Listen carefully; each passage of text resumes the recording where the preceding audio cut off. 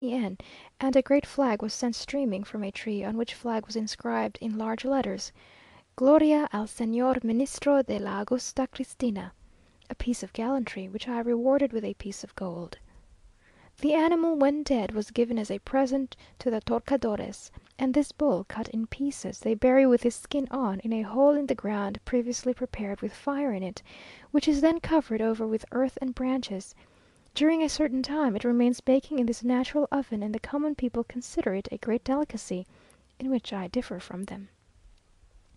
Yesterday we climbed to the top of a steep mountain, which cost us as much labour as if it had been that steep path which leads to fame. Fortunately it has a good deal of wood, and we had an occasional rest in the shade. We mounted the hill on horseback as far as horses could go, but the principal part could only be performed on foot. Most of the party remained halfway. We reached the top, swinging ourselves up by the branches in places where it was nearly perpendicular. We were rewarded first by the satisfaction one always has in making good one's intentions, and next by a wonderfully fine and extensive view. Our return was more agreeable, as the weather, except in the heat of the noonday sun, is very cold in this part of the country. The hills are covered chiefly with tunas, low firs, and numbers of shrubs, with flowers and berries. Met on our return a horseman who came to announce the arrival of a guest, Señor H. from Puebla, who proved a pleasant addition to our society. 15th. We went out early this morning on horseback, and breakfasted at an hacienda 5 leagues distant from Santiago, belonging to the widow of 's agents, a good looking, respectable woman, who, alone in this solitary place, brings up her 8 children as she best can. This may really be called solitude. From one year to another she never sees a human being, except an occasional Indian. She is well off, and everything in her house is clean and comfortable. She herself manages the farm, and educates her children to the best of her abilities, so that she never finds time to be dull. She expected us, and gave us breakfast, we being about 20 in number, consisting of everything which that part of the country can afford, and the party certainly did justice to her excellent fare.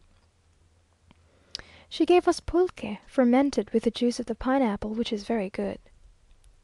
When the sun had gone down a little, we rode to the fine hacienda of Reyes, belonging to Señor A, where he is making and projecting alterations and improvements. When we left Reyes it began to rain, and we were glad to accept the covering of sarapes as we galloped over the plains. We had a delightful ride. Towards evening the rain ceased, and the moon rose brightly and without a cloud, but we were certainly tired enough when we got home, having rode in all 10 leagues. 17th. These 2 days have been passed in seeing the mules marked. They are even more dangerous than the bulls, as they bite most ferociously while in their wild state. When thrown down by the laso, they snore in the most extraordinary manner, like so many aldermen in an apoplectic nap. This is perhaps the most useful and profitable of all Mexican animals. As beasts of burden and for draught, they are in use over the whole republic, and are excellent for long journeys, being capable of immense fatigue, particularly in those arid, hilly parts of the country where there are no roads. Those which go in droves can carry about 500 pounds weight, going at the rate of 12 or 14 miles a day, and in this way they can perform journeys of more than 1,000 miles.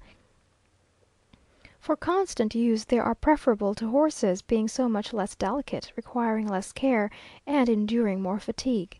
A good pair of carriage mules will cost from $500 to $1,000. After dinner we saw some of these wild creatures that had just been caught put into a carriage, each wild mule harnessed with a civilized one, and such kicking and flinging up of heels I never witnessed. However, the mozos can manage anything, and in about half an hour, after much alternate soothing and lashing, they trotted along with the heavy coach after them, only rearing and plunging at decent intervals. Mexico, 12th. We have passed 10 days in the country, taking constant exercise, and have been obliged to return home rather sooner than we should have wished, in order to mark Queen Isabel's day with a diplomatic dinner. Though less is now said on the subject of the pamphlet than when we left this, the irritation seems to continue as before. Señor Gutierrez remains concealed, communicating only with his family and a few devoted friends, a most disagreeable position, and one which it is impossible for him to endure long. 20th. Our dinner has gone off as well as could be expected.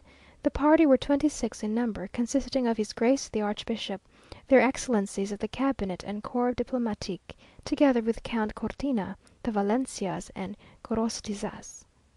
The gentlemen were in full uniform, the ladies en grande toilette, the archbishop in his robes.